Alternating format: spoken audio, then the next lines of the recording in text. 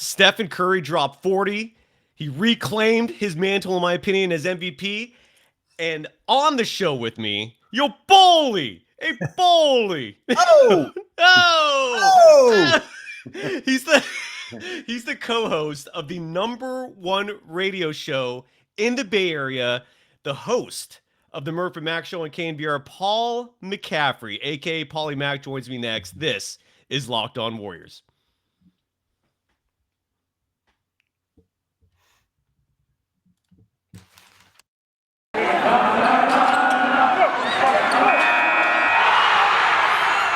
You are Locked On Warriors, your daily Golden State Warriors podcast. Part of the Locked On Podcast Network, your team every day. Thank you for making Locked On Warriors your first listen every day. We're free and available on all platforms. Paulie, man, sorry, I pressed the wrong button there first. I'm so excited to have you on. How you doing, dude? Look at that long hair. You rock star, you. I know, man. Hey, the pandemic has done all kinds of interesting things to a lot of different people. And while I've managed to avoid contracting the virus, Congrats. When I was locked up in my house for years, Cyrus, I said, well, the hell with it. I don't go to work anymore. I'm not commuting. I'm just going to let the hair grow. And then wouldn't you know it, my wife became a big supporter of my long hair. So now it's like she won't let me cut it. It's crazy. Yeah. If you listen to Murph and Mac, you know Paulie loves music. I don't know if calling you a deadhead is appropriate. Totally, dude. I'm like a right. 5th degree black belt Grateful Dead fan. Yeah. Rock and roll, dude. So first things first, man. I know you're probably mostly talking about the Niners. We'll fit like 2-3 minutes in there at the end for this. Sure. But dude, the Warriors had a great win last night. They play again tonight. They're playing the Spurs. I know you guys fit the Warriors in when you can. Dude, tell me your thoughts about this team so far, dude. Like, I think they're going to win the championship. Like, a lot of people hit panic buttons. I think they have issues that they could resolve, but what are your thoughts on this team, man? I actually am leaning closer to your first take there, Cyrus. I think first of all, it's obvious. I mean, you don't need me to tell you this, but you look at the core group that they have with championship pedigree, Thompson, Steph, you got Draymond, and I throw Kevon Looney in there too. He's a seasoned champion as well. He knows what it's like to play on the biggest possible stage. Yes. And then Iguodala, of course, too. So my point there is all these veterans, at least 2 of those guys are going to the Hall of Fame, maybe 3 with Draymond. We'll see. But my point is you've got the nucleus and foundation of already what it takes, along with a great coaching staff, to win another title. And now, finally, after a couple of bumpy seasons with injuries to Steph and Clay, they're getting this influx of kind of younger talent now, like Jordan Poole starting to become like a real contributor. I think Wiggins being an all-star starter is maybe the biggest story of the year so far, because Cyrus, while Steph has been slumping, you really desperately need those points from Wiggins. Yeah, you do, man. So anyway, your original question, I mean, it's early to talk title because they haven't even had the All-Star game yet, and we don't know what condition every team is going to be in health-wise and stuff. But yes, out of the West, I mean, it looks like it's going to be Phoenix, Golden State, and throw Memphis in there too, because they have potential to become dangerous. But yeah, Cyrus, I would think that the Warriors are one of the top maybe 4 or 5 teams in the league to be in position to win a title. I think if they're healthy, the title's theirs. I don't even think it's a question. Dude, here's a question for you, man. Because lately, like over the last month or so, and Steph's little mini slump's been going for like 2 months now, I guess. But and if you call it a slump, I mean, just by his standards. But all of a sudden, we went from the beginning of the year, everyone's talking about Steph being MVP. And then the last month or two, people just stopped talking about it. I want to share this graphic with you, and then I'd love to get your insights on this, because this is one of the cool things about the YouTube version. I'll obviously verbalize everything for the podcast audience. But so Steph has had really, despite the fact that he hasn't been playing great by his standards the last month or two, and I hope you can see the screen right now, these are his stats right now. This is courtesy of StatMuse. He's averaging 26 a game. Right. 6.3 assists, 5.5 rebounds, among many stats to throw out there, in 34.8 minutes per game. In his MVP season in 2015, he averaged over 2 points less per game. He had a little over 1 assist per game, but also a little over 1 less rebound per game, and he averaged 2 less minutes. So he was playing less. And I guess my question to you is, man, is there any doubt to you MVP is? Because it's not to me, but a lot of people have different thoughts about this, man. What do you think? Yeah, I mean, well, that's it. I mean, Cyrus, that's the like kind of the temperament of the sports fan in 2022, man. It's like there's not a lot of patience. There's not a lot of looking ahead. It's all about what's happening right now. So you're hearing names like, Ja Morant is lighting the league on fire. And he is. The guy's a great player. Steph is going to have a really strong second half to be in the MVP consideration. I hear what you're saying numerically. He's right there in the mix, but by Steph Curry's standards, Cyrus, I got to tell you, it's been so odd to watch him struggle. It would be like watching Jerry Rice drop passes, or it'd be like watching Wayne Gretzky not score a goal for 20 games. So it's very unusual to see Steph in this place. Although, like we said, him dropping 40 last night, I haven't seen him look so happy in ages. He looked like he got a huge relief off his back by last night's performance. But yeah, dude, MVP is on the table. And you know what's funny, Cyrus? Steph Curry is such a team guy, and he's such a great teammate. And I would say that probably all the coaches think he's such an easy player to coach. Yeah. But deep down, dude, that dude burns hot. And he wants to compete. He wants to cut your throat. And while nobody's looking, Cyrus, I bet you in his quiet moments, he would love to have another MVP, at least one. He'd probably like a few more. Yeah. I think Finals MVP is probably what he wants the most, but I hear what you're saying, dude. Like, why not give me another MVP? Here's the reason why I'm arguing for him so hard is because his numbers are better than in 2015. He inherited this Warriors team again this year that only added 4 veterans on the minimum to a team that just didn't even got eliminated from the play-in game. And you come back with all you added is 2 rookies, 4 vets on the men, and now your team is probably favored to win the championship. That's a huge reason to me why he deserves it over like a Jokic, over a Ja Morant, over even Giannis, who's getting more consideration than him. Dude, the Warriors have the 2nd best record in the NBA. It's incredible. It really is incredible. I actually have a question for you, Cyrus. Yeah. Do you think that some of the struggles, because I have my own opinion about this, but I'm curious to get yours. Like, do you think that some of Steph's struggles this year recently are in any way connected to how intense it was leading up to him breaking the 3-point record? Because that turned into a circus like every night. Is Steph going to do it tonight? Is he going to do it at the Garden? Where's he going to do it? Boston, New York. And after a while, what was it like? Ray Allen flew in to be with him and stuff. I mean, that's like a lot of pressure. Yeah. Perform. And I think that that might have taken a little toll on him, like just in terms of his energy. And he just seemed kind of sapped of like his usual energy after that. I don't know. What's your take on that? I do. Thanks for asking. And I was going to ask you the same because, dude, you host the Murph and Mac show. I'm sure you guys talk about this extensively and you bring on some incredible guests to talk about it. Here's my theory on it. One is you got the timing 100% right. All this started when he was chasing that 3-point mark, right? The decline again by his standards, right? So I think a part of it, Steve Kerr's acknowledged that there was a little wear and tear. It took a mental toll on him pursuing that record. And then on top of that, here are my other 2 things that are the reason why I think he's slumping a little bit and why I think when March, April comes around, we're going to borderline forget about all this. Is Steph and the other names you mentioned, like Draymond, Clay, even Looney, Kerr. Dude, they have dynasty experience, bro. They don't just have like a champion. Like they don't have the experience of a champion. They have the effing dynasty. So when you have that experience, right? This is like 80s Niners experience, right? So when you have that level of experience, you know how to play the long game, right? So, and Steph kind of like let this slip a month or so ago in an interview where he said he looks at the season as 3 parts. Okay. And that they're just in part 2. I really think that Steph in this part of the season, especially at his age, just lets off the gas quite a bit. Okay. I don't think he cares. And that's a huge reason why he lit it up last night was like that punk Kevin Porter Jr. How about this kid? You believe the balls on this kid? What do you want to stare down Steph, dude? Bad move. Bad. Don't let him fire under Steph. For what? Like you're sitting there acting like a gangster, like a tough G for what? Like what? Like Steph.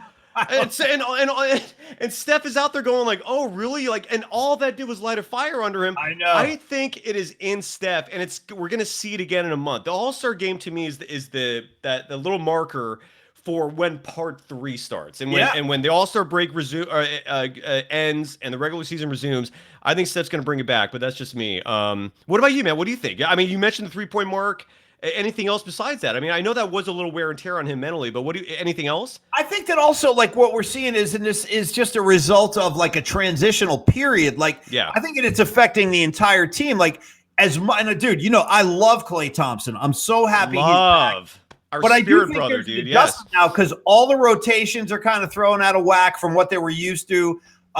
It's just a different feel. It's like a little mini kind of story within the season. Yeah. Just incorporating Klay back, getting him stronger, getting his minutes back up. And that's an adjustment period. Not that Steph needs to learn how to play with Klay, but I think that Klay being back in the rotation there's a ripple effect there. Like, Poole goes back to the bench and things are a little bit different. So I think it's a lot of moving factors, Cyrus. But my favorite thing you said is when the playoffs start, dude, none of this is going to matter. Steph is going to go into animal mode, and then we'll see what's what.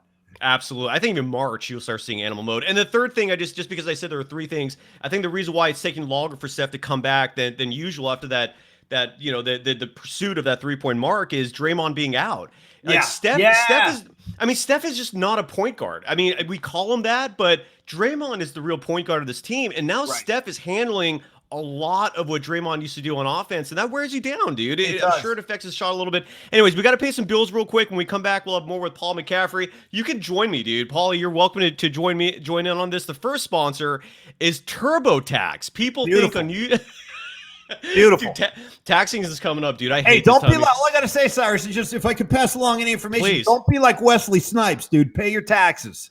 Dude, I just saw him on TV the other day. He was in some new movie, but you're right. Yeah, dude. but he had his fair share of legal troubles because he didn't use TurboTax. Oh, bro, I don't want to go to federal pound me in the you-know-what prison, man. No. Keep me out of that, please. Yeah, so use TurboTax. People think I love that reference. I'm sure TurboTax is stoked on this ad now.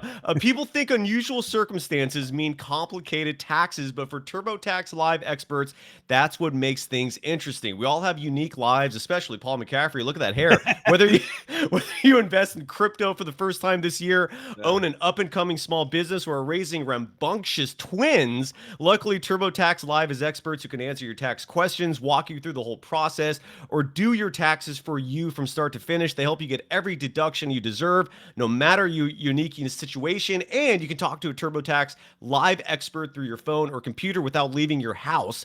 That's perfect for me. I never leave my house. TurboTax Live experts are here to help you however you need, and if you need an extra hand your taxes off to them, and they'll do it all for you. To TurboTax Live experts, an interesting life can mean an even greater refund. Visit TurboTax.com to learn more. You do your thing. They've got your taxes into a TurboTax Live. And this show is brought to you by Rock Auto. With the ever-increasing number of makes and models, it's impossible now for your local chain auto parts store to stock all the parts you need. Why endure often pointless or seemingly intimidating questioning types of questions about what type of car you have? Is it an Odyssey? Is it an LX or an EX? And wait while the person behind the counter orders the parts on their computer, choosing the only brand their warehouse happens to carry. You have computers with access to rockauto.com at home and in your pocket. Save time and money when you use Rock Auto. Why choose to spend 30%, 50%, even 100% more for the same parts from a chain store or car dealership?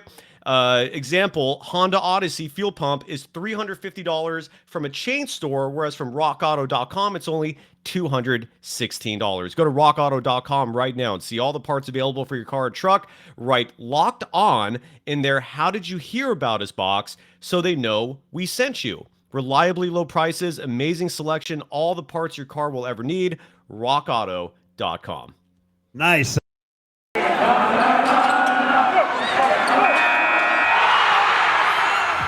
are Locked On Warriors, your daily Golden State Warriors podcast. Part of the Locked On Podcast Network, your team every day. Thanks for making Locked On Warriors your first listen. The NBA trade deadline is Thursday, February 10th. That's a week from Thursday at 3 p.m. Eastern Time, 12 Pacific. And the Locked On NBA podcast will be covering it live from 2 to 4 p.m. Join Kim Becker, John Corrales, and Locked On Fantasy Basketball host Josh Lloyd to get analysis of every blockbuster move. Subscribe to Locked On NBA YouTube and turn your notifications on so you know when they go live. Paul McCaffrey, a.k.a. Paulie Mac, joins me. Look, man, you got to run in a few minutes here. We got a 3-segment show today. Promise viewers and listeners, segment 3, we're going to go back to Warriors. But this is a Bay Area show. We both love the Niners. Oh, yeah. Dude, here's one thing I'll throw at you before I love to get your Niners thoughts. And for everyone else, again, please, I'll shift it back to Warriors soon. I promise, listeners. Okay. There have been 7 QBs who have led their team to the Super Bowl in just their second year. Right. Some names include obviously Joe Burrow this year, Tom Brady, Ben Roethlisberger, Kurt Warner. I think and I can't remember the other 3. It's a Dan Marino is another one. Okay. So the point is, Trey Lance, it'll be his second year next year, dude. What are the Niners going to do? Is Trey their boy now? What are your thoughts, man? On Trey's got to be their boy. I mean, that seems like that's been decided. I mean, as soon as they traded away all those draft picks to bring in Trey Lance, they basically told us their future, what they want to do. And, listen, I give Garoppolo a lot of credit. He took them as far as he could take them. Yeah. The only thing that I think the future looks bright with Trey Lance. I think there's going to be a lot of good wins coming up. The only thing I think Niner fans have to remind themselves of is there's generally some bumps along the way for any rookie starting, 16, 17 games. He's going to be looking at defenses he's never seen before. He's going to look at blitz packages he's not familiar with. So there's going to be some rough moments out there, but I think once he gets his legs under him in the NFL, sky's the limit. I mean, it sounds like his athleticism, his arm, his personality, he seems like a good kid from what I understand. We've talked to him a couple times. So, yeah, dude, my heart is broken over the loss to the Rams. Yeah, dude, yeah. But it really hurts because, Cyrus, I really like this group. I love the defense. There's such a gritty bunch, Debo, Kittle. These are just blood and guts, heart and soul guys. Not the most glamorous Niner team ever, but they're really hardworking. They play the right way. So, for Garoppolo, I think years from now, people are going to look back on this period as a turnaround period. Because let's not forget, dude, the Tom Sewell years, the Chip Kelly years, Dennis Erickson. Dude, we had some awful teams. And to get back to a Super Bowl, to get to an NFC championship and almost win, to come within a field goal of going right back to the Super Bowl, I think we should be pretty grateful. I mean, we went farther than, Aaron Rodgers. We went farther than Tom Brady. So, but now, Cyrus, I want to take that next step. Let's have another parade down Market Street. So I'm excited, dude. I'm excited to get to the Trey Lance era. And the sooner we get, I know we still got to play the Super Bowl this year, but I'm very eager, Cyrus, to get to next season already. I really am. I can't wait to get started. Dude, look at that hair, man. Just look at you. Just look at you. Just look at you, dude. How is that? So do you don't think that that stadium in Silicon Valley doesn't have a curse on it, like the GOAT or like the Red Sox, and a lot of people think there's a stain on that place, man. What are your thoughts? I don't think there's I hear. I'll tell you what though. Until they win a Super Bowl, maybe I should hold my tongue because. They've had success down there. They won an NFC title game down there, right? They beat the Packers a couple of years ago, but nah, man, there can't be a curse. I do miss the candlestick, though. I'm not lying. I do miss the stick. Do you miss the stick, Cyrus? Of course, dude. Yes. I just hate the fact that he took the team out of San Francisco, dude. I do too. Yes. But I know you're in a tough spot to talk about that. I know. You know what I mean? Yeah. You're the flagship, dude. I got people listening all over the place. Yeah. Dude, how is radio these days, man? You and I worked together at KNBR for 10 years. I do miss it. But it's also, corporate media is a struggle these days, man. How was life in that building, dude? Well, it's a lot different from when you were last with us. And Cyrus, just for his listeners, Cyrus and I go way back together. Yeah, we worked together at KNBR, and Cyrus was actually really helpful to me. Before I went on the Murph and Mac show, I was doing the imaging. I was a creative guy for KNBR, and Cyrus worked right alongside me, dude. You were very helpful. So it was probably a lot looser back then, Cyrus. There was a lot more hustle and bustle since, KNBR has taken over 104.5. That's a whole other staff that's now gone. The Bone is pretty staffed down at this point. So there are not many people in the building. And, of course, with COVID, too, it's pretty lonely. But we still go in. We do the show in the studio.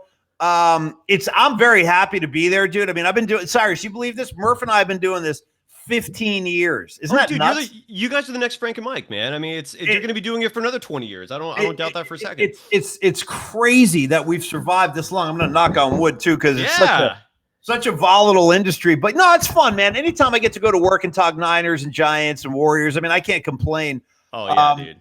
So, and I have a question for you, Simon. Yeah, brother. So I was thinking about, one of the unfortunate things, and I'm going to bring this back to the Warriors, but I thought about you last year with Raheem Mostert, 49er running back, because of his surfing celebration, dude. And when he scores a touchdown, he paddles out, he rides his board and everything. And I talked to him on the show, and that's not like an act. He's into surfing. I know, dude. I know, So, man. I've been wanting to interview him for so long because he's not only a surfer, he's a badass surfer. Like he apparently had the option of being a pro surfer, which for me, like I used to cover that whole action sports scene extensively, man, for like 10, 15 years, and there's just no money in it, so I had to move on. But dude, like one of my things about the industry is like there's an insane lack of diversity, right? Like you never see black surfers, for example. And so when I heard that, I was like, Raheem, go for it, dude. Yeah. I've been trying to get an interview with him for a long time. It's not easy. He's still in high demand. Is he still the Niners even? Is he going to come back next year? Yeah, he had the surgery this year, so I hope he's back next year. But he's a really cool guy, dude. You really get along with him. I've heard. But my question was going to be, because Cyrus, you are such an extreme sports fan. You're a surfer yourself. So are you. So are you, yeah, man. no question. But do you know if there's anybody in the Warriors organization, player, coach, who has like the surfing bug? Have you ever looked into that? Yes. Oh yeah, dude. Next time you get Steve Kerr on, talk about that, dude. I in 2017. Yeah. And I'm glad you brought that up, man. You made it full circle about the Warriors. Yeah. Dude, in 2017, I was teaching in Wyoming, of all places. Yeah. And I made the trip down to Denver because it was only 80 miles from where I was. And I interviewed Raymond Ritter, the greatest PR man. I bring his name up almost every day because he's just so incredible. He's the king. The king, dude. There's anybody who wants to get into PR, follow his blueprint for how to achieve it and what to do when you're in that position. But Raymond Ritter set me up with Steve Kerr, and for 15 minutes, him and I did nothing but talk about surfing. Awesome. And that interview's published. If you just Google Steve Kerr surfing, it got published by a few places. Dude, he surfs. He actually knew these hidden spots in San Diego that only really core surfers know about. Wow. Judd Bushler taught him from the Bulls. Remember that guy, dude? Yeah. Their old center or power forward, whatever he was. Wow. So Judd longboards in San Diego, and Steve Kerr goes down there every winter or every offseason. Yeah. And dude, he surfs, man. I guess Cube, Bruce Frazier also surfs. I can see players. No players though, but that's awesome. Dude, bring that up with him next time, man. Because even at a press conference a few weeks ago, I asked Kerr a question. And I brought that up at the beginning. I'm like, hey, Steve, I hope you're catching waves during the offseason. I got a smirk from him. I got a smile. So yeah. He loves it, dude. He loves it. He'll talk waves all day, man. So I know you get him and stuff a lot on your show. I'm guessing you do. I hope you do. We do sometimes. Yeah. Yeah. So, and again, for anyone listening out there, again, it's KNBR is the station that Paul McCaffrey is the host of the morning show, the Murph and Mac show, every morning from at least 6 to 10. You vouch for Adam Copeland, your boy Cope, so I can't wait to meet him because if he vouch for him, man, I immediately love him. Tell Murph I love him and I want him on the show at some point. I will. And you can also go to knbr.com to get the stream, the podcast, anything else you want to promote. I mean, you're so cool. You're not on social media. That's very impressive. I don't know how you get away with it, but the only reason I'm not on social media is because I'm too much of a wussy. I can't take the heat, dude. I don't, Cyrus. I don't want to finish my show and then go read if 40,000 people tell me I suck. You know what I mean? I can't. You're not gonna give them. I'm not built for that, dude. I can't. I'm a delicate flower. I'm a pacifist. But I will say this, Cyrus. Thank you for the kind words. And I got to tell everybody listening to Locked On Warriors, the podcast with Cyrus, you're in great hands with this kid, Cyrus, man. He's one of my great friends. The guy knows his hoop. Dude, you know all your sports inside and out. So my pleasure being on, dude. And let's do it again. This is not going to be the last time. Please, dude. I would love that, brother. You got to run. Go do your thing, man. I'm going to read some more copy and then play some sound from the Warriors. He is Paul McCaffrey, a.k.a. Paulie Mac. I love you, brother. Let's do this soon, okay? Rock and roll, Cyrus. Love you, too. Great talking to you. Go Dubs, baby. There you go, man. That is Paulie Mac of the KNBR Morning Show, Murph and Mac. I love that guy. And speaking of fun and love, one of our longtime sponsors, Bet Online, is now betonline.net. There might be less football being played, but betonline.net has way more odds and info for this playoff season, from scores, totals, player performance props, to where the next fired coach is going to land. BetOnline is the #1 spot for all things NFL betting in 2022. And it's not just football. BetOnline.net's basketball, hockey, boxing, and UFC odds coverage is the best in the business. From sports right down to your favorite Vegas casino games, BetOnline.net is your #1 online wagering destination. BetOnline.net, the fastest and easiest way to wager on all your favorite sports and play your favorite games. BetOnline.net, where the game starts.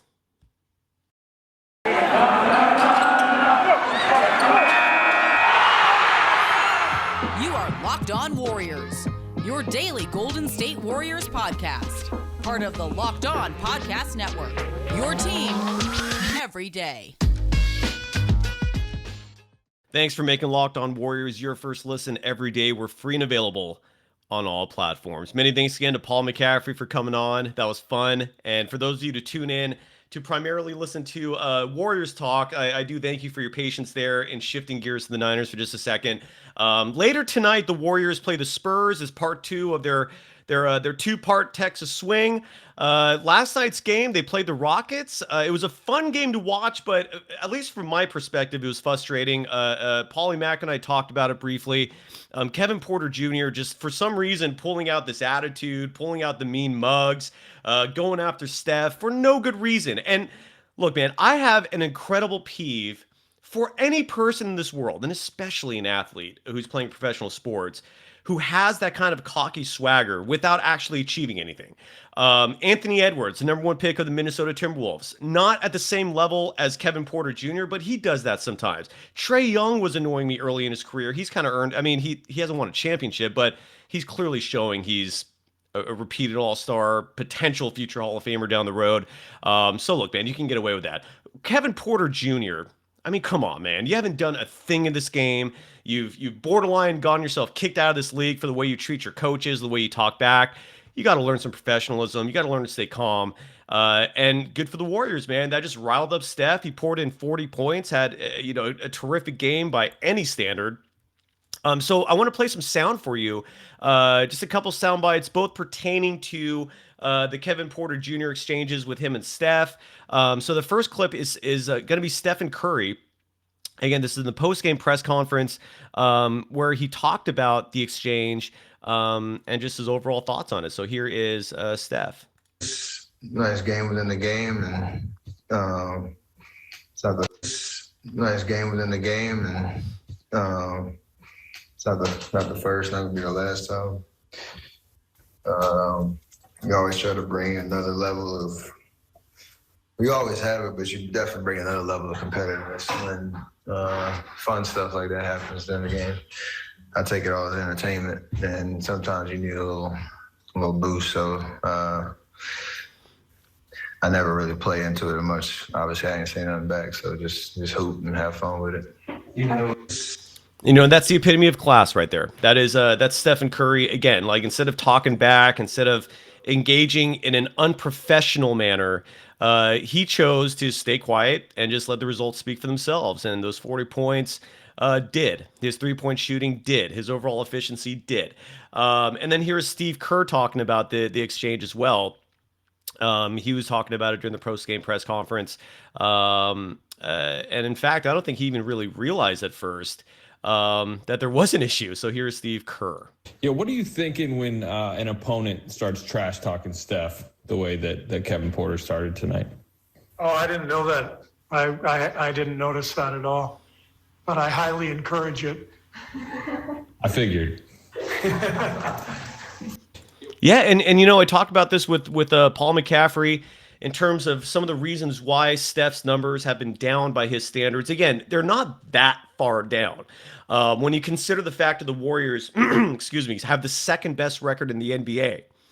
When you consider the fact that this is the same team that just a year ago couldn't even advance outside of the play-in tournament. And what did they do this offseason? They added 2 rookies. They added 4 veterans on minimum deals. It's not like they added some superstar to this roster. It's not like Klay Thompson's been playing since the beginning of the season. He just came back a few weeks ago. And despite that, the Warriors have the second best record in the NBA. They're only 2.5 games behind the Phoenix Suns for the best record. And I'm sorry, but when it comes to the MVP vote, the overall record should matter. The player's impact on the overall matter should be taken into consideration, just like it was in 2015 when Stephen Curry won his first MVP award. His numbers that year, with the exception of assists, were lower for the most part. I don't think his shooting percentages were lower, but points per game were lower. Rebounds were lower. Steph's playing 2 more minutes per game now. And the Warriors have, again, the second best record in the game because of him, not in spite of. And so when you look at these other players who are garnering consideration and attention for the MVP award, is their team nearly as good? Did their teams come into this season with expectations of maybe making the playoffs? I don't know of anyone outside of myself. I'm sure there's some others, okay? Like, I'm not sitting here tooting my horn, but there weren't a lot of people picking this Warriors team to win the championship during the offseason. I was, because I actually researched this team way more than I should. I get scorned for my future wife all the time for the amount of attention I give to this Warriors team. I just love them, man. They entertain me. My emotions ride with them, for better or for worse. And, from my personal research, my personal observation skills, which I hope are effective, I really thought this team would come through. Most other people did it. So this Warriors team is drastically exceeding expectations. And the result right now, again, is that they have the second best record in the NBA. And chances are when this season ends, first of all, I'm very confident Steph's numbers are going to go up. That the pursuing the 3-point mark did wear on him a little bit. And then, like I said, this time of year, he just does not take things as seriously. But carrying the load of Draymond Green's absence is delaying his return to ramping things up statistically. But in that game last night, you saw that when he gets motivated, when he gets fired up, and when he's engaged, he can still light it up anytime he wants. So Steph Curry for MVP. I think right now he still deserves it. And for Dub Nation out there who's a little concerned, like, well, will the media think that? Yeah, I think come April they will. I think Steph's number is going to drastically increase after the All-Star break, and this time of year will be largely forgotten in terms of Steph's struggles. And then tonight the Warriors play the Spurs, a team that typically gives the Warriors trouble, especially when they're in San Antonio. Greg Popovich, I believe, is 7 wins away from breaking the record for most wins by a coach in NBA history. Good for you, coach. I like Greg Popovich on a personal level, except when he coaches against the Warriors. But point being, look, it's a back-to-back. The Spurs don't have a great record, but DeJounte Murray is a phenomenal talent. I believe he's in year 5 or 6 this year, and he's really emerging. He's close to averaging a triple-double. So the Warriors have to contend with a team that has a budding star in Murray and has a great coach in Popovich and has a team that could on any given night beat you. So my expectations are very tepid about tonight's game. And before I let you go, I want to quickly look up the line. I forgot to pull that up beforehand for the Warriors and the Spurs. Last night against the Rockets, the line was 11.5. I think I forgot to mention that after interviewing Janie McCauley, but I would have told you 11.5 is way too big. That is just ridiculous. That is just way too large of a line. So the line for, and this is brought to you by our official sponsor, betonline.net. The Warriors are favored by 2. Oh, that's a much more appropriate spread versus 11.5, which is what it was yesterday. So I would stay away from this. I really cannot. I don't think anyone could give you a legitimate prediction for what's going to happen tonight. The OU is 223. I could see a high-scoring game. I'd pick the over on that, but that is your line. So the Warriors are favored by 2. The over/under 223. If I had to make a bet, I'd bet on the Warriors, but that Spurs team is tough. And then Dieter Kernbach's going to join me the rest of the week. He'll be back with me Wednesday, Thursday, Friday. Now that the Niners season is over, him and I should be making routine appearances. Although nothing's final, what seems to be the plan for this show longer term is I'm going to be doing the show 5 days a week now. I can't thank the folks at Locked On Network enough, provided this becomes official. They're going to basically have me host the show every day, and that way Dieter and I can host together on average 3 days a week. And then the other 2 or 3 days, I'll try to book guests. I might do it solo here and there, but that's the longer term picture for this program. And thank you so much for watching, for listening. We'll be back tomorrow. You can follow me on Twitter at DogSurfRoadshow. You can follow this program on Twitter at Locked On Dubs. And again, thank you so much for making Locked On Warriors your first listen every day. Dieter Kernbach joins me tomorrow. Now make your second listen Locked On Bets, your daily one-stop shop for all your gambling needs. Locked On Bets, hosted by your boy Q, with expert analysis and insight from Lee Sterling. It's free and available on all platforms. Thank you, folks. See you tomorrow. Later.